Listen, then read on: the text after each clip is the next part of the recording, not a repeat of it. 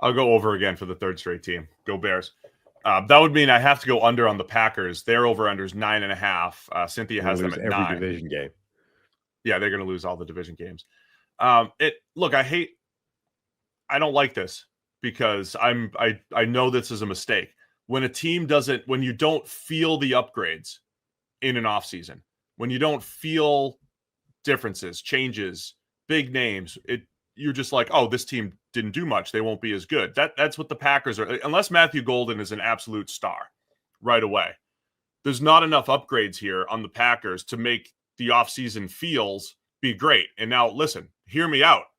Doesn't matter, right? Because their foundation is stronger than the Bears already. And the Bears, it felt great. 3 offensive linemen and Ben Johnson and a couple playmakers early in the draft to round out their receiving core. I mean, it feels good for the Bears, but the Packers foundation, we've raved about how young and consistent they've been at just adding talent these last couple of years. So they're working from a better starting point.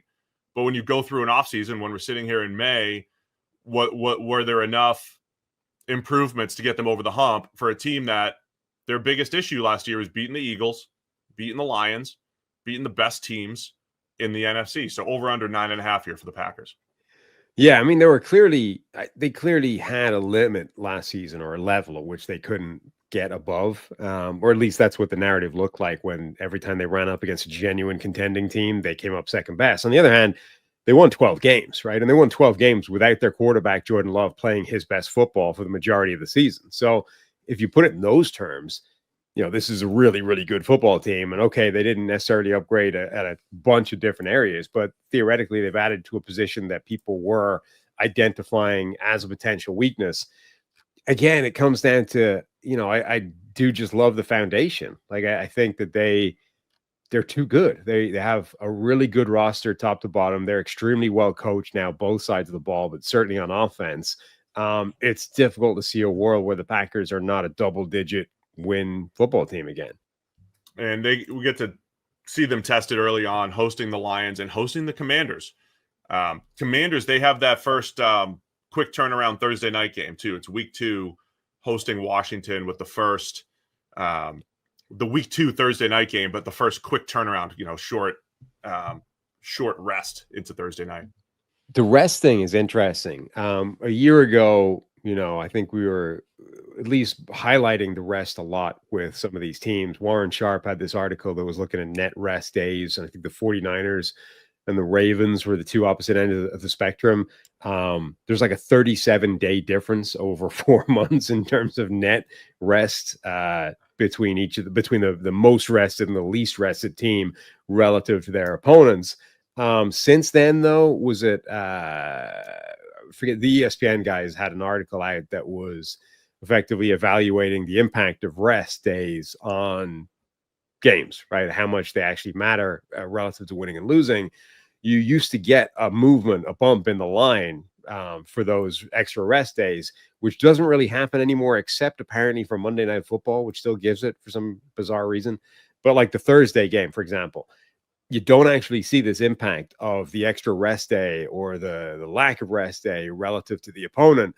So as much as I'm curious if there's an impact over a season, but it's because it's net relative to each individual opponent that I don't think it has a huge impact, right? If it was, you are now 27 days more rested than like the team you're facing at the end of the season, then I think it might make a huge impact, but that's not the way those things are being calculated. It's like you have, over the last 15 weeks, you have been 27 days more rested than each individual opponent you're facing, but not the next one, right?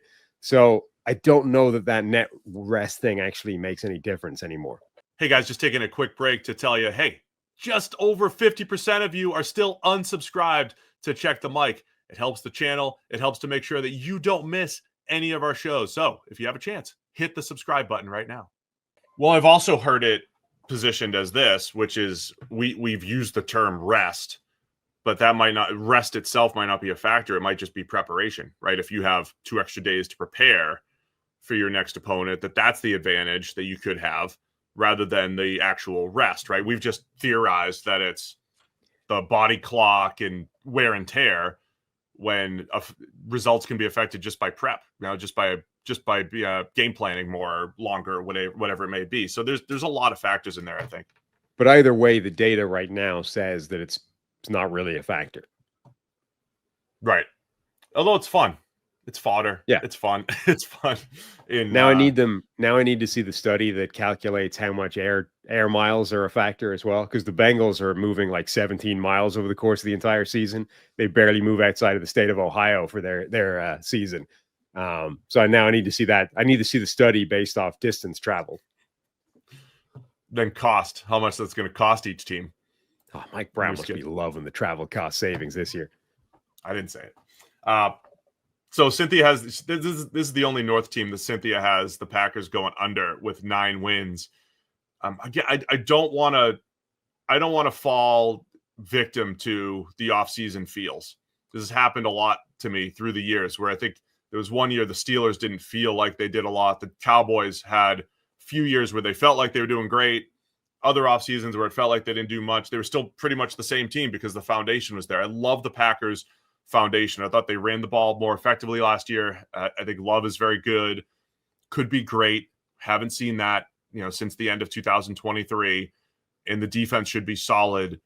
But I mean, where are you going to go? I can't go over on everybody, so I'll probably just say under for the Packers. And it's May, so nobody's going to remember what I say here anyway. No, nobody. I mean, again, yeah, I don't know how they're going to do it, but I'm going to go over for them as well.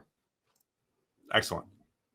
You're turning into me in these. I feel like that it must be mathematically possible for all teams, all 4 of them, to be over, even though they play each other. It just means they're going to have to basically sweep the rest of the league. So you assume Lions winning the division for you right now? Yeah. Okay. Thanks for watching all the way to the end of our video. For more great content, click here to subscribe and here to watch another video. We'll see you again soon.